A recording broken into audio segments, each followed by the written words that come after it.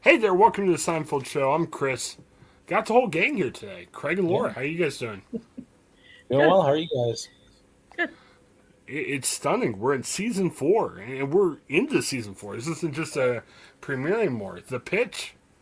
Yeah, And yeah, Seinfeld's getting good. I like this episode. Hopefully, there's not. It seemed like season 3 had a bunch of swings and misses or home runs. It's kind of like baseball today, where you get a home run or you strike out. And hopefully, season 4 is a little bit more consistent. I want a better average here. So, overall, to start out, were you guys in favor of the pitch, or you guys are Yeah. gonna blast it now? I'm seeing no, uncomfortable no, no, looks. no, no, no. I was, Laura can go ahead first if she'd like. Laura had a really pained look on her face. No, Thank goodness we're it's audio good. only. It's good. The only reason I had that look on my face is because right before we signed on, I was Okay. thinking to myself how weak the second part of the Newman and Kramer Yeah. storyline is. But that's in the next episode. So I enjoy the first part of it a lot because it's prime George just freaking out and losing his mind.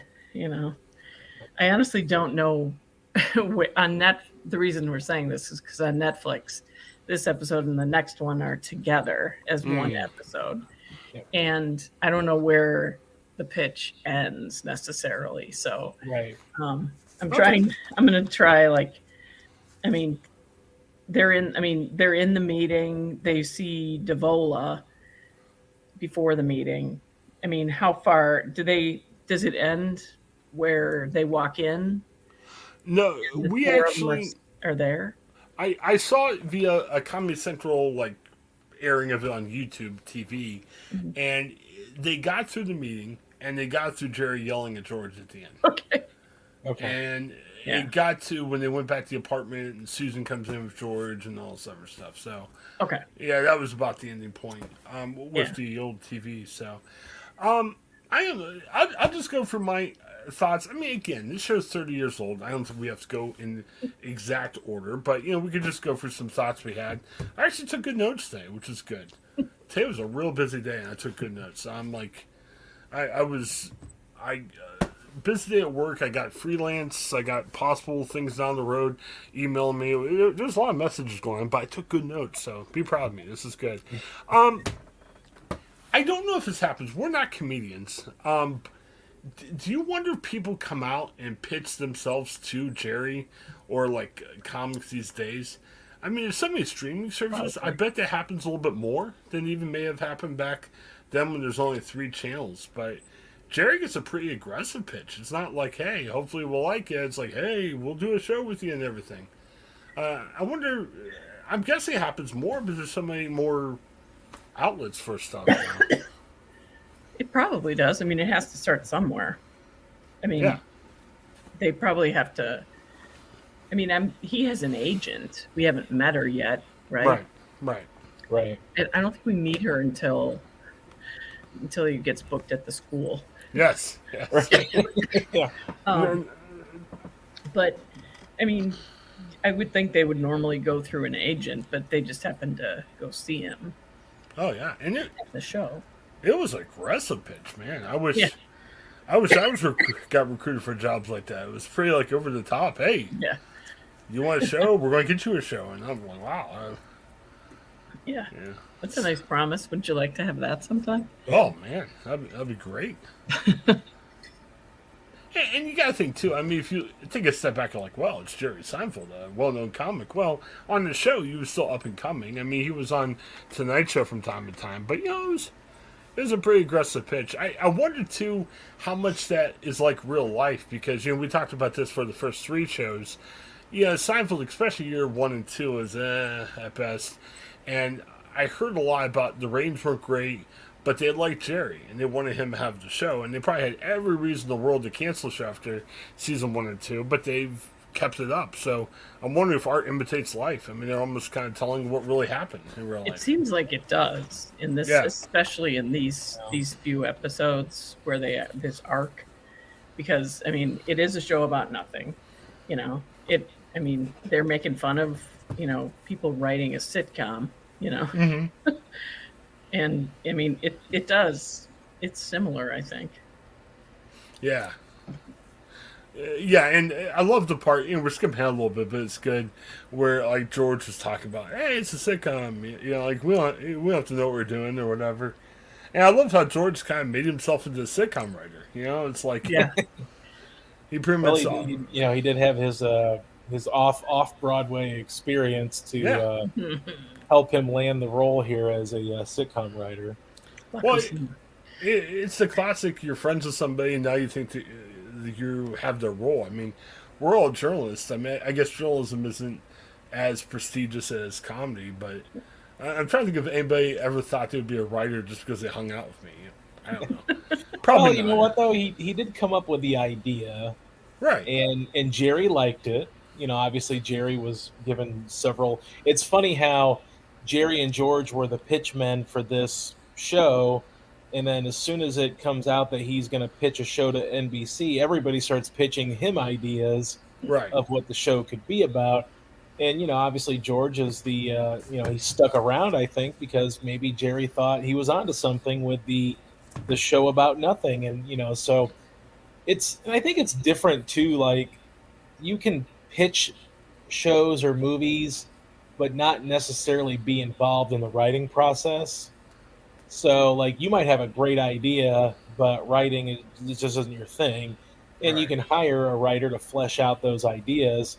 Now in this case, George wants to do all of it. He wants to be involved, to every degree. And you know you could even argue too that Jerry probably, even though he's a comedian, he writes his own jokes.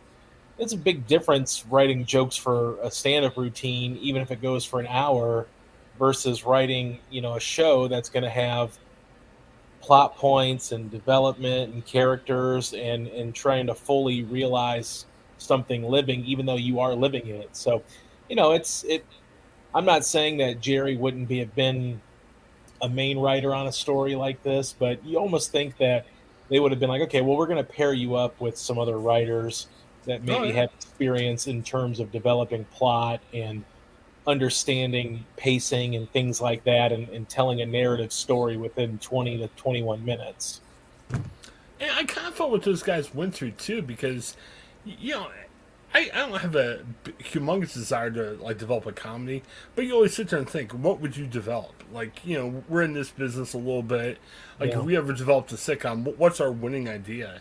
And as much as I want to do it, I kind of felt like Jerry and George. What do they write about? And I love the kind of the pitches that George starts throwing at Jerry, because they're all horrible. I like the first one, a gymnastic coach. He's pushing his son to be in gymnastics, and Jerry's like, "Why? Why is that a show?"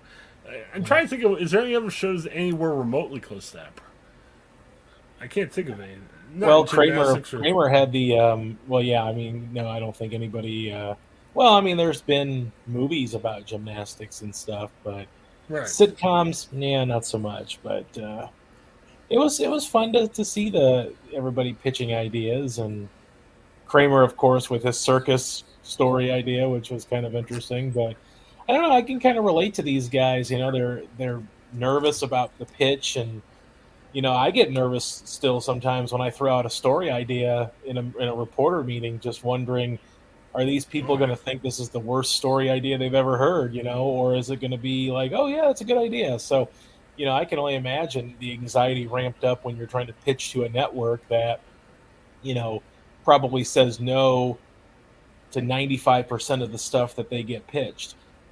Well, I don't take part in my editors' meetings as much anymore. I got supplanted. Laura and I have. Yeah. There's an inside story about the guy who's supplanted me in these meetings, but which is okay. But I get really nervous in those meetings when I make any suggestions, because I'm like, I don't want to say it, but they're all the editors, and they'll probably knock me down or whatever. So it's always fun.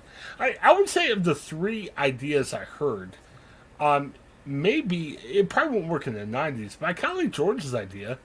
Guy runs an antique store. He's trying to help other people out. I mean, at the time of Seinfeld, that'd be laughable. But one show I really loved on NBC was Ed. I don't know if you guys saw that. Uh, I never watched it. oh yeah, it was quirky. It was fun. It was this guy. Goes to a small town. He moves away to New York to be a lawyer. His wife cheats on him. They get divorced. He comes back. He's chasing the girl he liked in high school. Is now a teacher, but he's a lawyer. But he runs this bowling alley and has a lawyer's office in the back of the bowling alley. So it's kind of like this, antique store owner. He helps somebody out. I mean, yeah, maybe in the era of Seinfeld that won't work, but I could write that show. I think that could be a good show.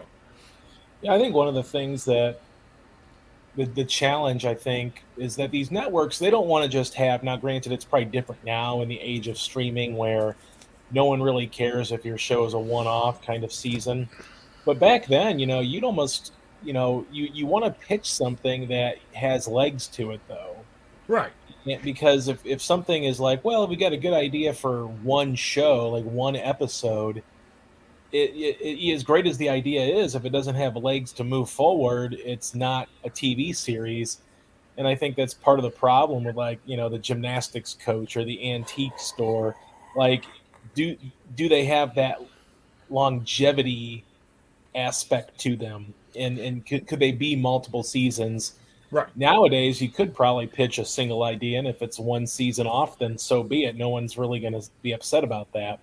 But back then, you're pitching things for the long haul. You wanted the things to have longevity, like MASH or Dallas. Right. You didn't want to have I think that's probably what the apprehension was at first when they're explaining the idea of the show about nothing, because people would think about that and like, well, how far can you take that? Even if it's a fun idea for like a comedy special, could it be a series? And I think that's probably why Russell was like, I got up and went to work. That's a show. Like, well, who's going to care about that? So, or who's going to want to watch that? Or what really can you explore without getting too much to the edges of good quality programming?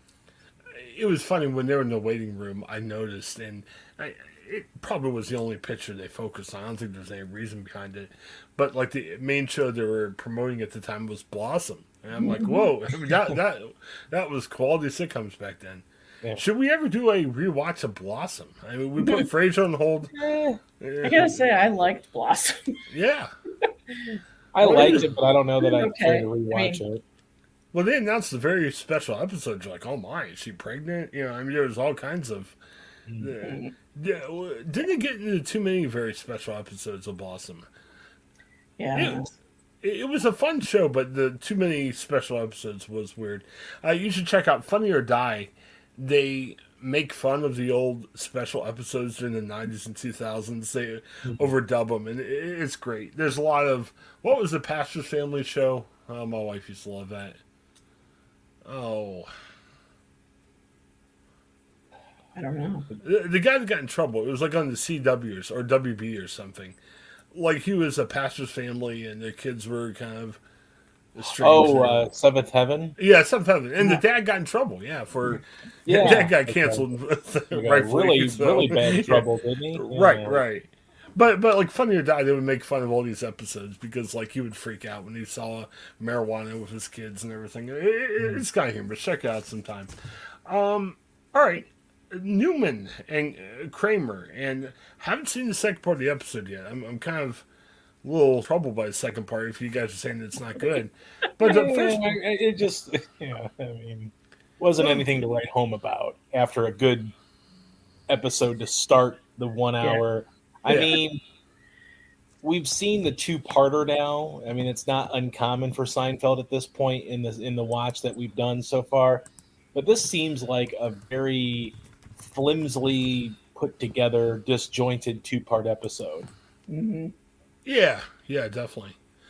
Well, what do you think about this? Because it's strange. I can't think of any time where I've been trading stuff as an adult.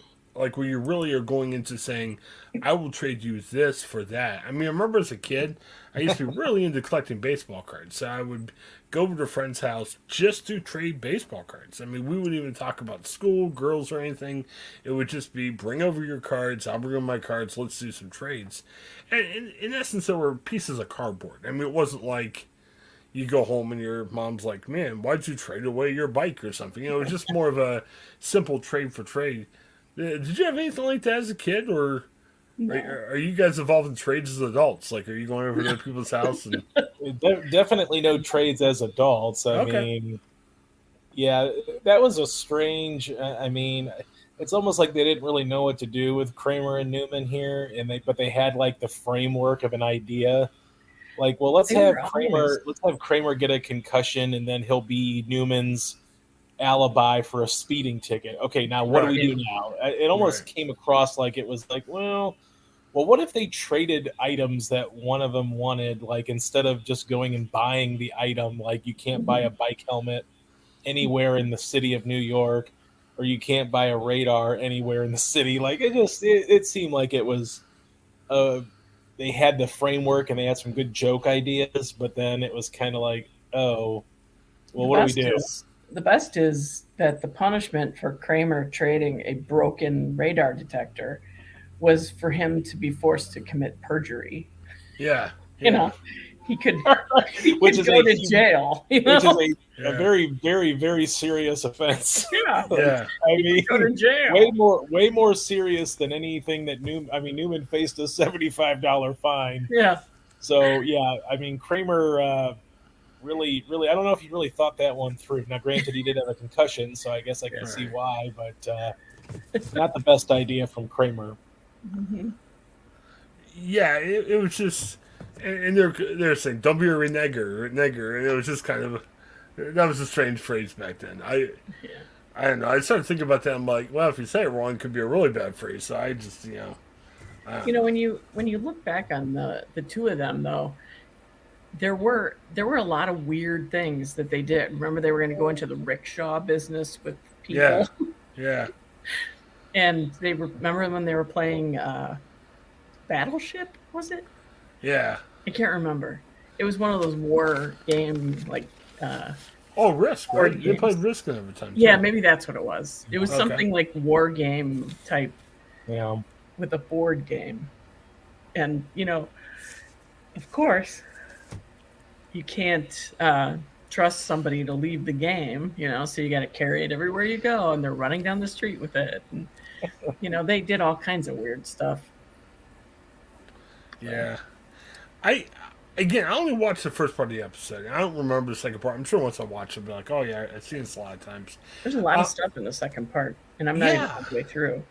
And it was strange because, like, again, I just taped it off Comedy Central. I'm not sure if they played the second part right after the first, because it kind of ended in an abrupt spot. And Originally, I was looking at IMDb, and they said that this episode was presented as one piece. oh, wow. yeah. It was It was an actual a single episode. Special. Yeah. Oh, like an hour It was a long very episode. special- Okay. It was hour It was a long. very There's special no- Seinfeld. And in fact, if you watch the Netflix, which it literally is just one full 43 or 41-minute episode, there really isn't even like a natural break. Like when you were No. asking earlier, Chris, about, or I know Laura, you asked about when this like episode broke up in half. It didn't really break. Like I noticed that when I was watching. I was like, because I paused it and I was like, oh, there's only 18 minutes left. They didn't even really have like a transitional, this is the next episode kind of thing. It was just literally played out like one singular episode. That's kind of why I watched it like that, because that's all the options there were for me. Well, I wonder too. Like half these channels that I've been finding with YouTube TV, they'll pretty much just say, "Okay, let's do King of Queens all day," and you get 20 straight episodes, or Seinfeld all day, or The Office all day.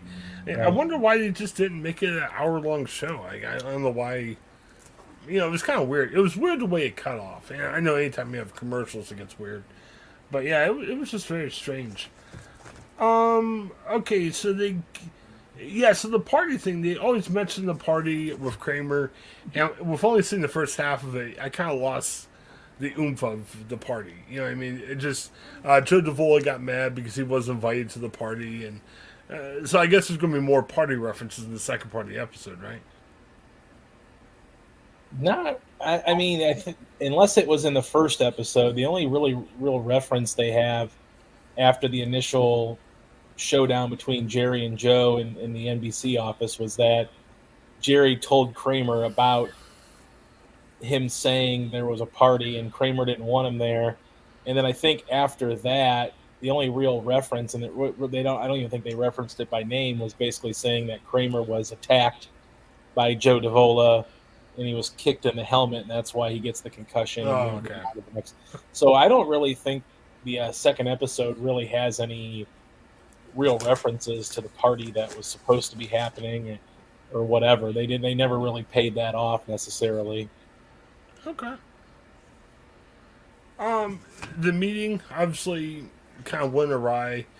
George was really pushing to nothing, and when you're at a meeting with high-ranking people, you gotta kind of adjust on the fly a little bit. You don't necessarily have to give up everything you feel, but George goes in from hey, I kind of talked myself into being a writer, but I'm friends with Jerry, to hey, this is my idea, take it.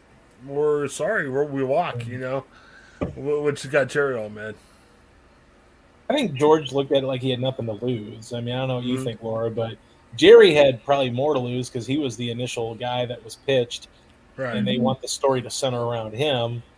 And then George comes in and has this idea, which is a good idea, and it worked, obviously, with Seinfeld in real life.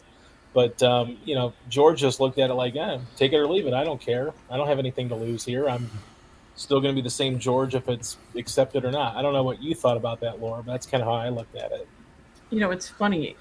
One thing that I wrote down, like when they were sitting in the lobby waiting, it was like one of the only times we see George like have an acknowledgement of the fact that he's a gigantic loser, Yeah.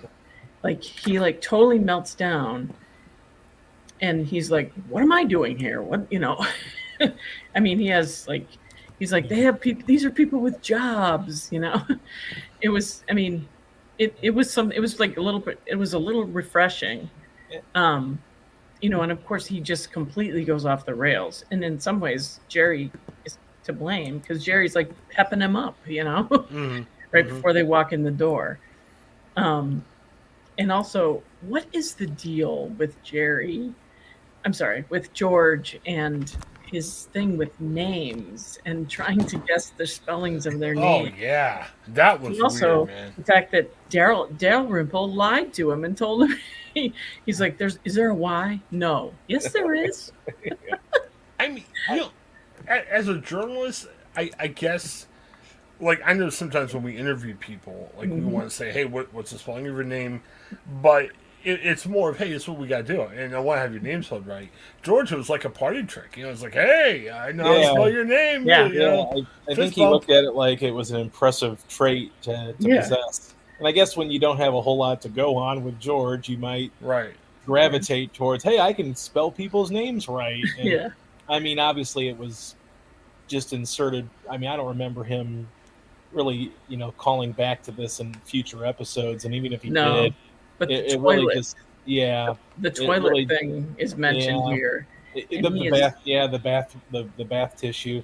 It just kind of seemed like it was thrown in like, this is part of George's like insecurities and neuroticism where he's just so wound up and he tries to impress people and he's nervous all the time and here's this party trick. I'm going to try to spell your name right and you'll be impressed with me if I get it right or something. You know what I mean? So it seemed like a throwaway, but I guess it kind of goes to what George is like and sort of how woundly tight he is. Well, maybe George would be a good reporter. When I was the editor for a weekly chain, I had a report. It was good, well known in the area, but she never asked people how to spell their names. And like I would confront her, going, we ran a story where we spelled 3 people's names wrong. And she's like, that's just me. It's I'm quirky that way. I'm like, no. Could you imagine George though? Could you imagine George's character doing something and drawing the ire of a reader and getting like a negative comment? I don't know that he could deal with that. I think he would it would drive him up a hill, just like wondering if every little walking on eggshells moment for him. I don't know that he could do something quite like that. That could be our idea. We'll rewrite Seinfeld, bring back the old cast in a 2022 newsroom. How we're like now. Mhm. We probably like it. Maybe a couple of friends of ours in the industry would, and probably everyone else I hate it. But Yeah. oh well. So, all right. Any other thoughts on the ticket? I have a couple of small things I want to bring up. Any other thoughts on that? I'm sorry, the pitch. I'm looking at my Tickets YouTube. next. Yeah. Yeah. Yeah, The yeah. The ticket- ticket will be next week, but No, all I right. don't think so. Well, next week we'll talk about the ticket, the second part of the series, and if you're watching old TV like I do, another show, which is kind of weird, but it's okay. Any others? We've had some streaming conversations recently. Anything else come up streaming wise? I know Craig, you and George are going to talk about some of the HBO stuff. You know, HBO Discovery is merging, and it might cost HBO a little bit in terms of content. Yeah, yeah, and Disney Plus is apparently going to be raising their rates as they usher in a new ad-supported tier that will cost what the current tier costs. So we'll be talking about that as well. So lots of streaming going on right now in the world of Hollywood. So what does that mean for the that Hulu deal? Well, Hulu apparently, I don't know when their contract necessarily ends, but I do know that there's possibility that and I don't think it'll happen because I think it's too valuable for Disney to get rid of Hulu. But there has been talks that Hulu could be sold, and it would be a valuable property. Although one of the issues that I think you're going to see is like Peacock, for instance, is going to be taking a lot of their programming back from Hulu, and a lot of their new programming will not go to Hulu because obviously they have Peacock now. So NBC Universal doesn't need to benefit from a place like Hulu to have people watch their shows outside of having cable. So that it'll be interesting to see, but Hulu has worked very well for Disney as being sort of their anything goes network where you can have a rated R movie or a rated R TV show or whatever. Mhm. But Disney Plus is starting to kind of gravitate towards having some of that content. Like they have the Marvel TV series that were on Netflix that were mature audiences. They have Deadpool movies now on Disney Plus. Logan was a rated R comic book film. So I kind of wonder if this is Disney Plus's testing the waters to see what it would look like if they sold off the rights to Hulu, maybe take over what they want. Like obviously they have all the 20th Century Fox library because of the deal they have with Fox. So, I don't know that they want to sell that kind of stuff with Hulu, but I don't know if something like that would be a part of the Hulu deal if they were to sell to Apple TV Plus or Amazon or whoever may be interested in purchasing Hulu. So it'll be interesting to see as these companies and Disney did announce a pretty like almost a $14 million uptick in subscriptions over the last quarter. So they're definitely raking them in here. They have over 152 million subscribers now, so they're really getting close to Netflix right now. So a lot of movement going on. A lot of people are trying to kind of get their own territory and keep it and say it's theirs, and they don't have to share it anymore like Right. you once did when there was only Netflix. Mhm. So it sounds like you got probably eventually a three-way battle. You got Netflix. You'll have like next year with the merger of HBO and Discovery, and then maybe you'll have like a revamped Disney in the near future. That could Yeah, be your three biggest choices in terms of streaming. I think those are the three biggest ones, but I mean Paramount Plus and Peacock are sort of the sleeping giants as well, like Right. HBO Max, because HBO Max is tied with Warner's, and Warner Brothers has a very vast vault of movies and television programming that they can eventually have. And the same could be said though with Paramount Plus, with CBS Viacom, and with Peacock, with NBC Universal. You start thinking about some of these, expiring contracts of who has the shared rights to like the Fast and Furious movies, even though they're NBC Universal properties, they've sold those rights, to be spread out across Netflix and HBO and whatever. At some point in the future, if NBC Universal wants to say no, no, no, we're not doing that, the only place you can find the Fast and Furious franchises on Peacock, they could do Mhm. that. I mean, there's money to be made in selling the rights to rotate off of your streaming service and go to another, but then have them rotate off of them and come back. But if they want to, they can be exclusive. And I think a lot of the new stuff that you're seeing, especially over the last couple of years, a lot of that new stuff is just not going to go away, is not going to go elsewhere. It's going to stay where it's at. Not just the originals, but movies and things like that. They're really going to push, I think, to say this is the only place you can get it. You're going to need to subscribe if you want to watch X, Y, and Z. I saw an interesting story the other day, and I'll have to send you a link. You'll probably see it, Craig. Walmart Plus, about a year ago, they started their service, and it's mostly for free shipping. You can have your groceries sent to your home and everything. Well, they're finding that they're kind of trailing Amazon Plus because even though Amazon's more of a shipping thing, you got video there. I mean, you can stream stuff off Amazon. So I hear Walmart's trying to figure out how to get into that system. I don't think they're going to be doing their own movies, but they were seeing how they could utilize like Paramount content and other stuff. Where I'm not sure if they'll say, "Hey, subscribe to Walmart Plus, and we'll give you Paramount for free," or if they're just going to house it, maybe create their own video platform and get the rights to put the Paramount Plus video content on there. So it'll be interesting. Would be, yeah, partnership would help with a lot. I mean, you've got, HBO Max and Discovery Plus merging has created a $3 billion deficit. So it's not like these mergers aren't coming with some sort of a cost, but the idea is that you're going to uptick your subscription base by having that extra content.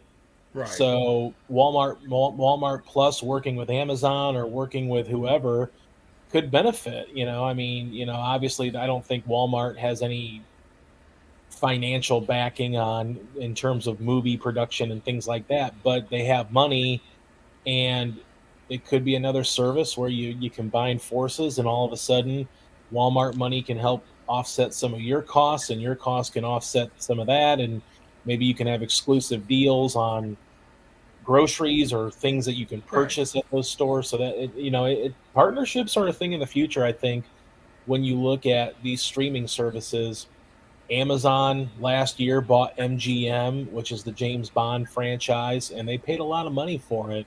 Right. And Apple TV Plus was in on that negotiation. They were interested in that because content's key, and if you can buy some of these ancillary studios or properties that don't have their own services, you can set yourself up for having programming that no one else can offer. Well, the problem is content costs way too much, though. I mean, even for like Netflix to say, "Hey, we're going to be the exclusive distributor of Seinfeld," they paid millions and millions. Oh, they paid $500 million, and it was probably more than they needed to, and it was probably a show that didn't quite. And I know we've talked about this, where it probably didn't quite fit what that network really, or what that streaming service really is. But and George and I have talked about this. They lack a lot of those programs that people just know. Friends, Big Bang Theory, South Park, all these other properties that were snatched up during the streaming wars. Essentially, they didn't have anything. They lost Friends. They lost some of these big properties. Yeah. And Seinfeld was one of those that was just kind of hanging out, and they we might as well scoop it up. We have money.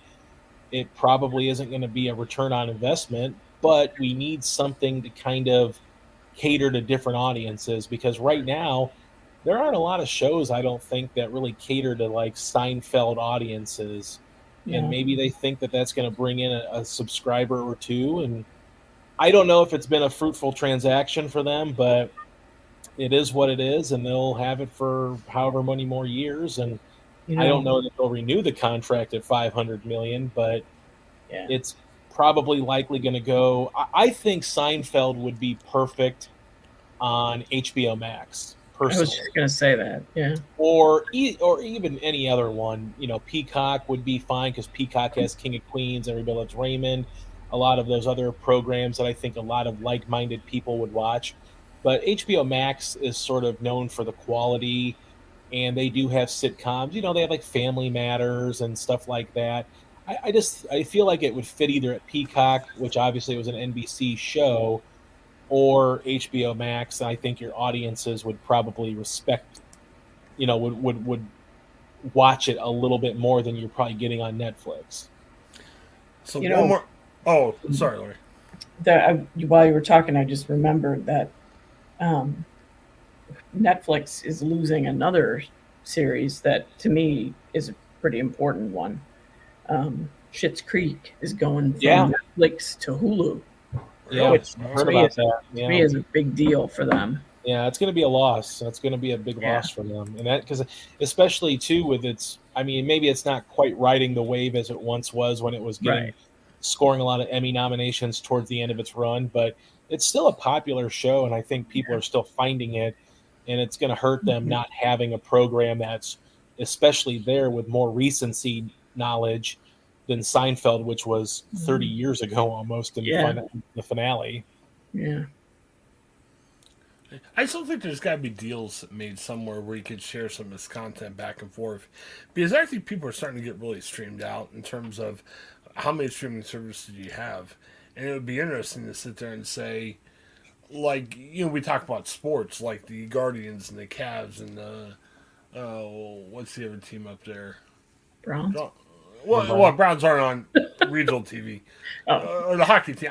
Maybe it's only or I guess the Blue Jackets if you count down Columbus. But the thing is, you pay like $20 more. They're talking about for a streaming service for his local sports teams, and people are going to do that. I like sports. I'm not paying $20 extra a month for that. And it'd be interesting. Like I'm looking here at YouTube TV. How much could YouTube TV pay Bally's to say, we'll house your content on YouTube TV. We'll pay you a fee to do that. Or maybe like Squid Game. Like Schitt's Creek was probably the biggest talker right now on Netflix. So probably the biggest talker is going to be whenever they come out with season 2 of Squid Game. Well, could it profit Netflix if Hulu said, "Hey, we'll also air it, but we'll pay you a bunch of money so we can air it also on Hulu"? But then people. And you don't need Netflix. Yeah, Netflix, or vice versa, because right. I think the biggest thing is like having the quality and the depth. So like, okay, let's say you did that, but then people are going to say, well, but I actually like Hulu's offerings on the other stuff more than Netflix. Then Right. Netflix loses a subscriber, and it just hurts the bottom line overall. I think their benefit is saying you can only watch Squid Game on Netflix. You'll never be able to see it.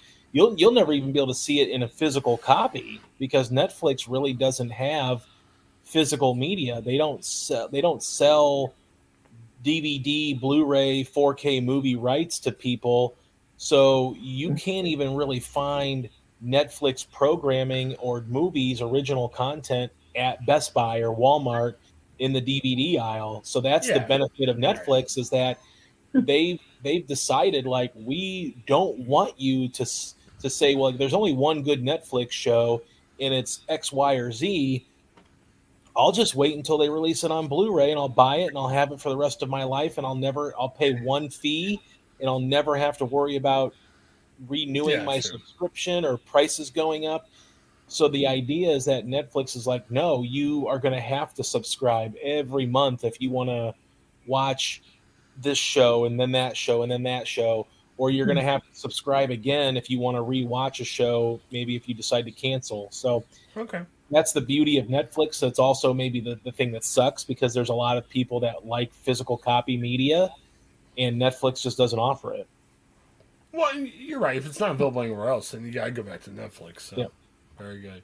All right. Any other thoughts on any of this stuff? No. Look at the time. It's getting it's a dinner lot time. higher. Yeah, it's dinner time. Definitely. All right. Well, thanks for checking out Seinfeld Show again. Seinfeld is on Netflix, so we kind of talk a little streaming at the end of each show. Next week is the ticket, the second ticket. Part of this. Second part of it. So check it out for Craig and check our Cash App. Easy way of sending money back and forth to each other. If I want to pay Laura's Netflix, if we both have Cash App, I can send her the money. So now Laura will pay my Netflix. That'd be great. But yeah, you download it from our. You click the link to download it, attach your link to it. Attach your account to it. And then we'll put $5 in your account. Well, not me personally, but Cash App will put $5 in your account. I really don't have that much money at all. So thanks for checking out the show for Laura and Craig. This is Chris. Have a great day, everybody. Hi, I'm Jennifer Mooney. Welcome to what is our new Hope Interrupted podcast based on the work from our book, Hope Interrupted that I co-authored with my good friend Byron McCauley. Hey, Jennifer, I'm looking forward to this podcast as much as I was looking forward to writing this book with you. We hope to interview some high impact folks as well as have a little fun. We're going to cover stories of hope. To learn more about our podcast and our book, please visit www.hopeinterrupted.com.